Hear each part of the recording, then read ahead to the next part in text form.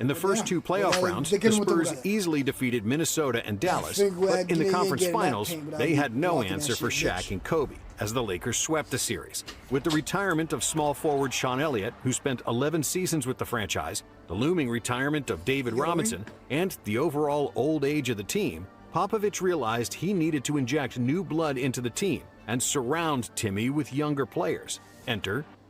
Can AI agents debug Python code bases effectively? Augment code can. Here I have a Django.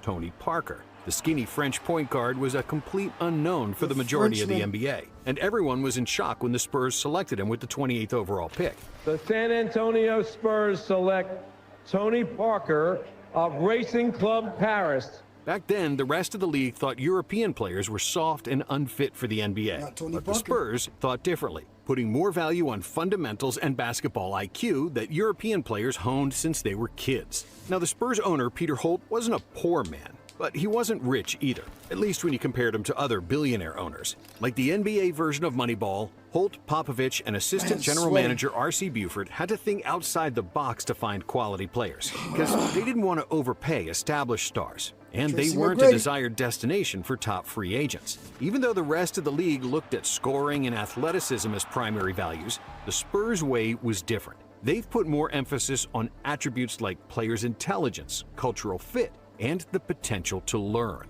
And because other teams weren't looking for these things, there was less competition for these players, who were available for less money. Other than scouting players in Europe, the Spurs also heavily relied on player development. While star players were certainly better if you wanted to win immediately, they often came with an ego. On the other end, when you get a player who still has to prove himself, then you could teach and mold him to buy into the team concept, which was one of the main postulates of the Spurs way.